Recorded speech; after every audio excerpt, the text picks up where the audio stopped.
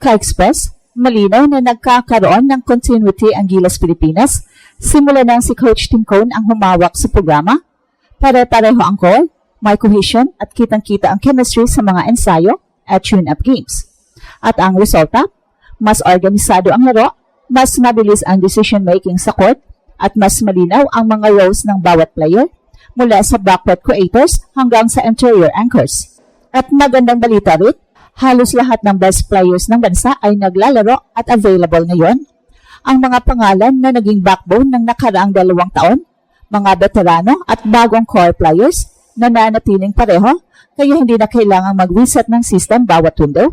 Ito ang dahilan kung bakit mabilis naka-adjust ang kupunan at bakit tumitibay ang kanilang taktika para sa mahihirap na matchup sa rehiyon. Ang isa lang major concern ay ang injury situation ni Kai, pero may pangunahing development. Nalista na siya sa official 16-man pool at inaasahang pwedeng maglaro sa FIBA World Cup Asian Qualifiers sa November at December kapag cleared na ang medical at on-court readiness. So ibig sabihin, ang team ngayon ay may planong medical at tactical para sa kanyang gradual reintegration. At upang siguraduhin handa ang Gilas sa anumang hindi inaasahan, pinapalawak ng SBP at coaching staff ang training pool. May mga bagong addition, kabilang sina Kenton Melura-Brown, QMB, Ange Crame at iba pang local reinforcements para may warm bodies at contingencies kapag may injury or workload issues. Ang expansion mula 12 hanggang 16 players ay practical. Nagbibigay ito ng flexibility sa rotations at mas maraming rehearsal time para sa iba't ibang lineups. While strategically, kapag fully healthy na si Kai at ma-integrate ng maayos, magbabago ang dynamics ng Gilas. Mas magiging balance ang half-court offense, mas matatag ang rim protection, at magbubukas ng floor para sa perimeter shooters. Sa kasulukuyang momentum at retention ng court, mataas ang possibility na maging competitive ang Pilipinas sa mga opener ng qualifiers. Bottom line, continuity plus cohesion plus depth equals pinakamalakas ng Gilas. Ang tanging susubok, tamang pag-manage sa availability ni Kai at smart rotation planning ni Coach Tim. At kung magpapatuloy ang progress, hindi lang natin magugulat ang Asia, maaari makipagsabayan ang Pilipinas sa pinakamataas na antas ng kontinenteng basketball. Muling pinapatibay ng SBP at coaching staff ni Coach Tim ang Gilas Pilipinas program. Inanunsyo na ang pinalawak na 16-man pool para sa papalapit na FIBA World Cup Asian Qualifiers.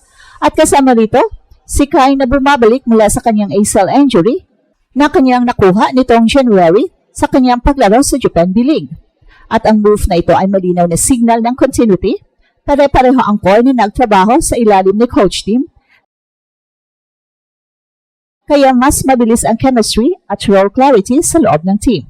Sa medical at practical na aspeto, habang optimistic ang mga ulat tungkol sa progress ni Kai, hindi tinatapatan ng Gilas ang pag-rush ng kanyang reactivation. Nasa advanced stage siya ng kanyang rehabilitasyon at unti-unting nagbalik sa non-contact at controlled team activities, pero ang coaching at medical team ay nangangailangan ng full clearance bago isabak ang kanyang playing status para sa mismong unang qualifier window. So ibig sabihin, may optimism na available siya sa nalalapit na windows, pero priority pa rin ang long-term health at workload management. Ang expansion ng pool mula 12 hanggang 16 players ay dinisenyo upang magbigay ng depth at rehearsal space. Inidagdag ang mga pangalan tulad ni na QMB, RJ Abrillantes at natural center na si Ange Crame para may warm bodies at contingency kapag may injury o kailangang i-manage ang minutes ng starters. Ang strategy ay malinaw, panatilihin ang continuity ng core habang ini-explore ang rotation options at binibigyan ng sapat na training reps ang mga alternates. From a tactical standpoint, ang potential na kompletong frontline kapag 100% si Kai, kasama sina AJ Edu at Chumar Fajardo, ay magbibigay ng rim protection, interior scoring at spacing kung gagamitin ang stretch 5 capability ni Kai. At sa ilalim ng cone system, ang pagkakaroon ng towering but skilled big man ay nagpapalawak sa playbook. Mas maraming pick and pop at better defensive anchor schemes na siyang magpapalaya sa mga perimeter creators. Pero tandaan, ang tunay na susi ay hindi lang physical presence, kundi ang maingat na integration plan na sinusunod ng coaching staff upang maiwasan ang komplikasyon at masigurong sustainable ang minutes ni Kai. Sa national at social front, Mataas ang pag-asang bumuo ng isang mas matatag at competitive Gilas squad.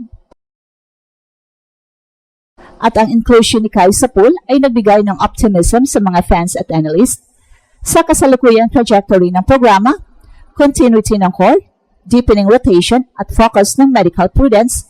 Posibleng sabihin na ang Gilas ay nasa mas magandang posisyon ngayon para hamunin ang Asia sa qualifiers. At ang malinaw na tanong na humahawak ngayon, kailan eksakto at planong i-deploy si Kai sa rotation at gaano kalaki ang magiging impact niya kapag ganap na siyang bumalik. Habang unti-unting nabubuo ang bagong direksyon ng Gilas, malinaw na nakikita ang pagbabago sa sistema ni Coach Tim mula sa dati halo-halong rotations tungo sa isang stable, cohesive lineup na may malinaw na roles at familiarity. Ito ang unang pagkakataon sa mahabang panahon na halos lahat ng pangunahing players ng Gilas ay parehong grupo rin na nagsasama sa nakaraang 2 taon. At ang continuity na ito ay napakahalaga para sa cone system na heavily reliant sa spacing, ball movement at positional discipline. Hindi tulad ng mga nakaraang taon kung saan madalas magpalit-palit ng core lineup tuwing may bagong tournament, ngayon ay isa na ang direksyon ng programa. At isa pang malaking factor ay ang improved chemistry ng buong grupo. Dahil sanay na sila sa isa't isa, parehong offensive at defensive schemes, nagiging mas natural ang execution ng triangle sets ni Coach Tim. Ang mga high post reads ni JB at off-ball movement ni Dwight Ramos at ang solid screening ni Junmar ay nagiging automatic plays na hindi na kailangang i-instruct sa bawat possession. At sa kabila nito, hindi maiwasang pag-usapan ang pinakamalaking storyline ng kampanya, ang pagbabalik ni Kai. Matapos ang mahigit 1 taon na recovery mula sa kanyang ACL injury, ang pagkakabilang muli niya sa official 16-man pool ng Gilas ay indikasyon na malapit na siyang bumalik sa actual game. Ayon sa mga insider reports, nagsimula na siyang sumabak sa light scrimmages at shooting drills at unti-unting binabalik ang kanyang explosiveness at lateral movement. Ang medical staff ng Gilas at ng kanyang personal team ay maingat sa rehabilitation plan ni Kai na sinasabing nasa controlled reintegration stage pa. Pero dahil sa kabuuang ganda ng progress, inaasang makakalaro si Kai sa FIBA World Cup Asian Qualifiers ngayong November, depende sa huling clearance ng mga doctors. At sa puntong ito, malinaw na hindi lang basta talent ang puhunan ng Gilas, may continuity, chemistry at healthy depth na sa wakas ay matagal ng kulang sa ating national team. At kung tuloy-tuloy ang momentum na ito hanggang sa qualifiers, maaaring ito na ang pinakamagandang pagkakataon para sa Gilas na makabalik sa tuktok ng Asia. This time, with Kai Sotto finally back in his uniform. At ito ang Express Info kung saan bawat kwento kinulat ang mundo. Don't forget to like and subscribe.